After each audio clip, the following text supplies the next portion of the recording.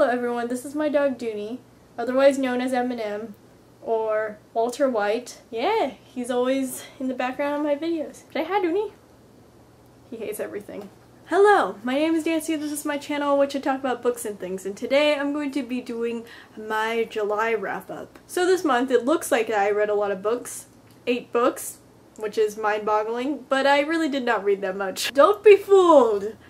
I read a lot of mangas. Yeah. So without further ado, I'm just going to tell you what I read. So the first 3 books I read were part of a bigger book, but I wanted to just split them up into different books because it's a long book to read. And it's part of an entire book that's called Mid-Realm, and each sort of chapter is called The Realm Keepers, and yo man, you know when I say yo, I mean something very serious. So The Realm Keepers essentially is an episodic fantasy novel about 6 kids who have to go and save the world in this fantasy world where they go when they go to sleep. So that's really cool. And you know what this book reminds me of? It reminds me of Buffy the Vampire Slayer, Animorphs, all the cool young adult shows and books back in the 90s. So it shifts perspectives a lot, and it's really cool the way they do it because they already flesh out the characters so well in the first episode that you want to know their perspectives in each of the chapters. So it's really cool. A+ on that. 5 out of 5 yo's.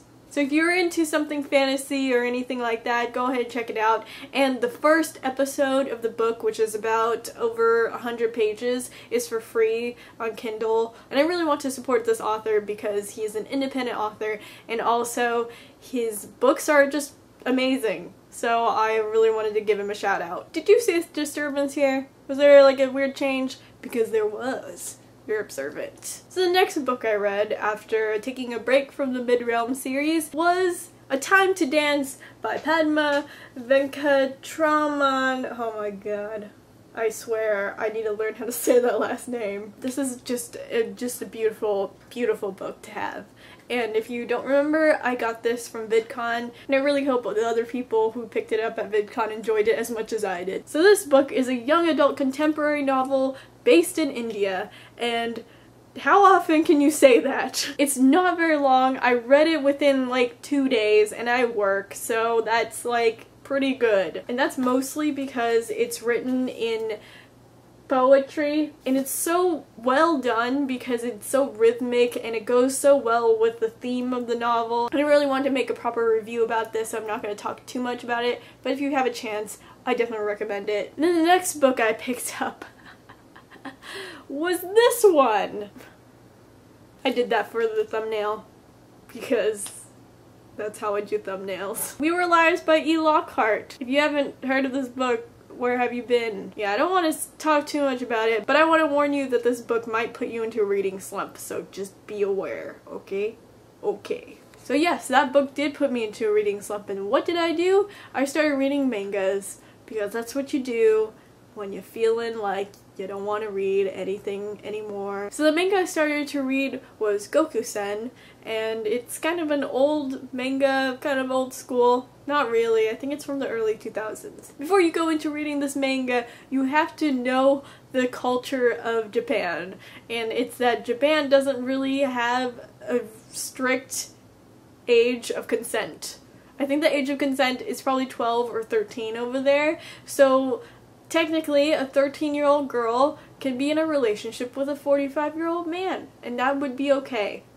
That would be fine. So teacher-student relationships are not really too looked down upon, and you can't really lose your job or be called a sex offender if that were to happen. After saying all of that, I will tell you what this manga is about. So Gokusen is about this woman. She's like just fresh out of college, and she's kick-ass and awesome, and I love her a lot. She's a great female character. You find out a little bit later that she is part of a yakuza, and she sort of wants to make another life for herself by being a teacher, but irrevocably she's from a yakuza family. And she's able to teach her class, which is part of a school of like idiots and gangsters and just kids who are kind of violent. and just don't really care about school at all. It's awesome. It's told in these small vignettes in a way, but they're all sort of connected. Everything just grows really organically and beautifully, and there's a lot of background stories that you get to see.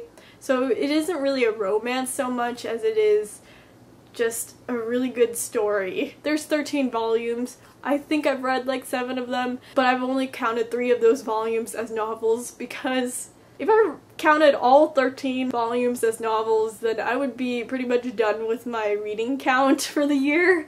So I kinda don't feel right doing that. I think I need to add in actual novels into my reading count. So those are all the books I've read this month. Comment below and tell me what you're reading or what you've read last month, and we'll have a discussion down in the comments. Okay, well that's all I gotta say.